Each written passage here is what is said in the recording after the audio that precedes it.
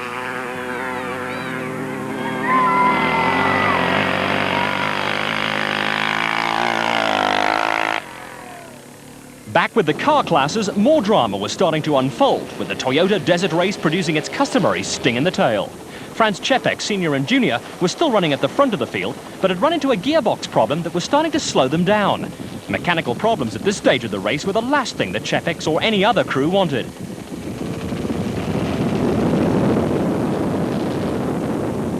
Behind the Čepeks, it was still Arpi Reinicker and Robin Houghton, who was second on the road in the Bangfin Toyota Land Cruiser. All was also not well with the Land Cruiser, which had lost four-wheel drive. With all the sand and more dry riverbed sections ahead, loss of four-wheel drive was a major blow for Reinicker and Houghton. Still pushing as hard as they could were Herman and Karl-Heinz Sulwalt, but by now the Raceco's engine was starting to sound a little rough.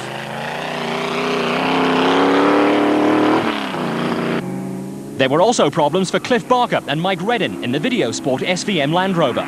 They had also lost four-wheel drive, were battling with a slipping clutch, and punctures were again a headache for the pair.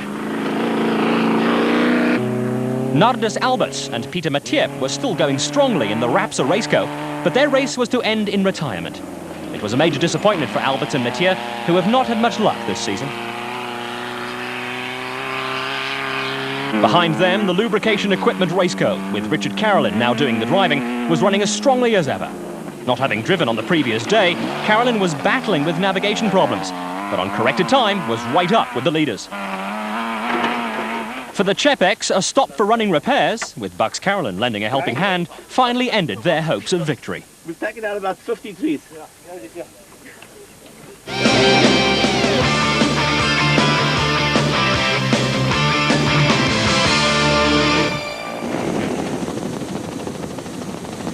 With the Čepeks having lost valuable ground, Arpi Reinicker and Robin Houghton were first on the road in the Bangfin Toyota Land Cruiser. With no four-wheel drive, the pair were forced to slow their pace, and chasing hard were Greg Harvey and Lionel Acton in an impressive performance in the Queen Motorspares Raceco. Behind the Harvey-Acton car, Richard Carolyn was also pushing hard, and it was clear the Toyota 1000 Desert Race was in for a grandstand finish. That the race was going to produce one of the tightest finishes in its long history became even more clear when the leading bunch hit another dry riverbed and found the going really tough. The Videosport SVM Range Rover was still plugging along, with navigator Stratford Fucht starting to savour his first finish in 11 Desert Race starts. The Range Rover was caught by the flying Vickers van Deventer, who had steadily increased his lead in the quad racer category. Errol Dalton had maintained a constant gap over those doing the chasing, and was also all but home and dry on the Lesotho Office Equipment Kawasaki. There were a few moments of indecision for Henny Human, but he had the 200 class in his pocket. Paul Breckel was running in second place in the quad racer class, but was more than an hour behind Vickers van Deventer. Behind Breckel came Gavin Nimmo, who'd been a strong contender for 250 class honours throughout the race. Nimmo then fell 8 minutes behind Graham McLachlan after the organisers scrapped a section of the motorcycle route because of a mix-up over the positioning of a refuel point. With the finish line almost in sight, there was more drama when the front runners found themselves in a tangle over which was the right route. While the Reinicker Houghton and Harvey Acton crews rode around in circles, the pack was closing in. Richard Carolyn was doing a terrific job in the Lubrication Equipment Raceco, with Nick Harper and Richard Hill making a late charge in the Pro-M Rock Oil Raceco. It was also tough going for Niels Lemmer and Frans Skutter in the Toyota Hilux, but they had a tight hold on Class E and a finish in the top 10. The Abraham Fucht Range Rover needed a little help extricating itself from thick mud, and the race ended for Cliff Barker and Mike Redden when the Videosport SVM Land Rover's clutch broke and the pair got stuck in a riverbed.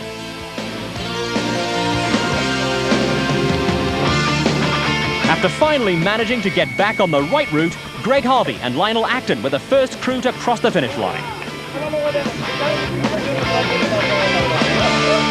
The Eastern Cape pair were followed by Richard Carolyn in the Lubrication Equipment car, with the Carolyn brothers beating Harvey and Acton by 61 seconds on corrected time.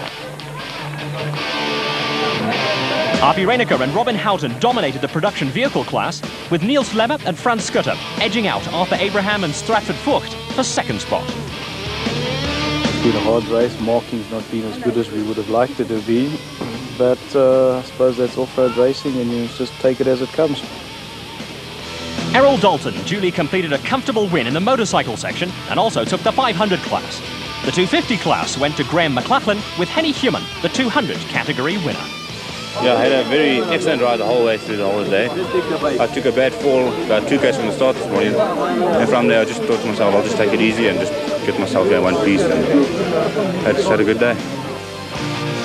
Vickers van Deventer won the quad racer category almost as he pleased. Van Deventer was more than an hour ahead of Paul Breckel, who had 11 minutes in hand over Derek Johnson.